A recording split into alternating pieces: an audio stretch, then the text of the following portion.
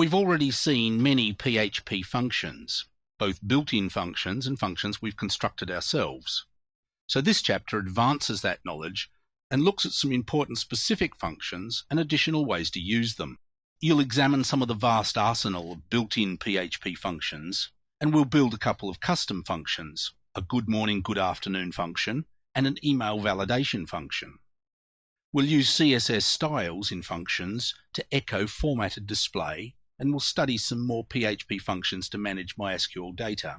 We'll read data from the database into an array, both a single and multi-dimensional array, and we'll look at PHP server variables and how they can be used.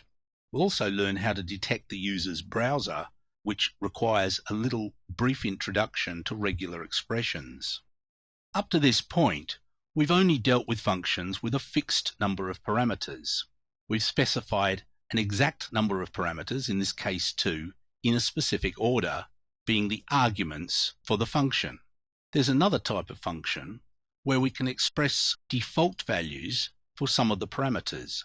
So all of the parameters or arguments that are not specified with a default value have to be listed first, and then you can list a number of arguments or parameters with default values. So if you only send one parameter to this optargs function, then the value of x will take on that parameter you send, and the value of y and z will take on the default values.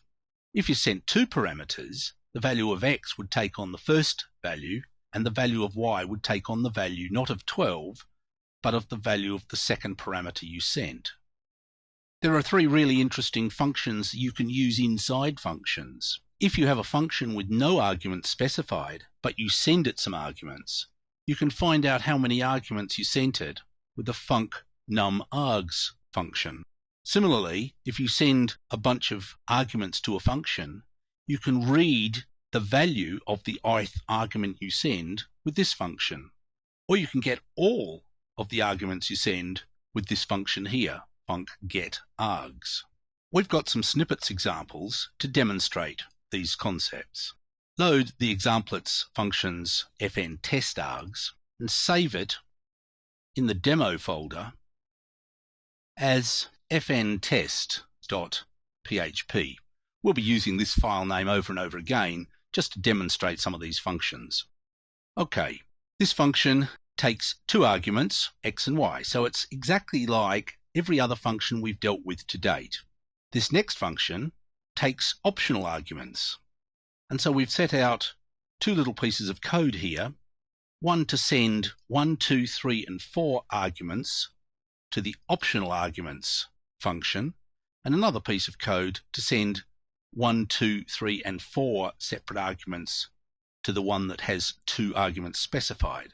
So let's load our demo folder, refresh the demo folder so we can find fntest, and run that. And in the optional arguments, when we send one argument or one parameter, x takes on the value 2. And remember from the code, we're sending the values 2, 3, 4, and 5, but the default values are 12 and 24.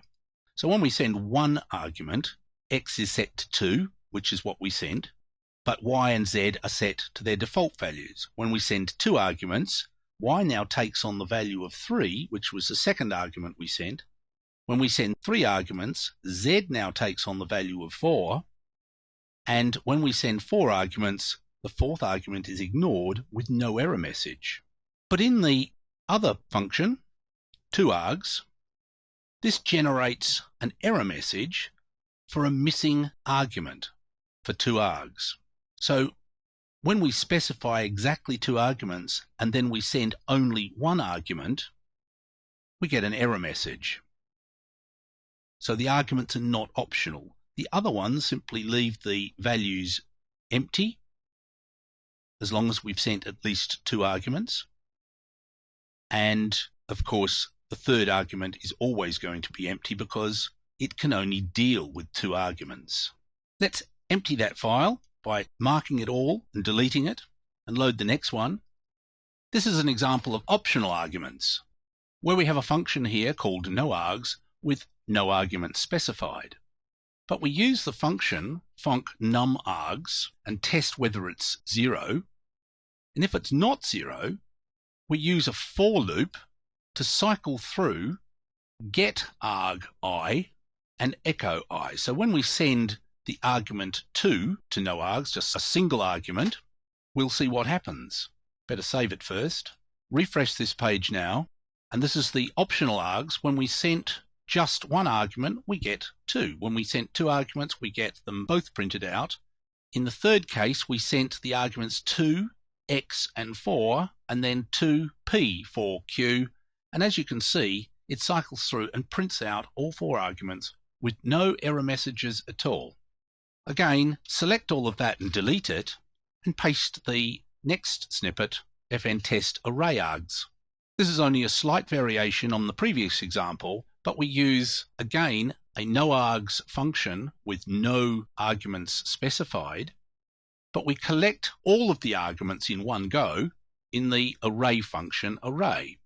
Then we get the size of the array, and then a for loop cycling through from I equals 0 to less than the size of the array, and echoing each element of the array. And of course, we're sending exactly the same source items to the function, so I guess we should expect the same result. Let's save that and see what we get.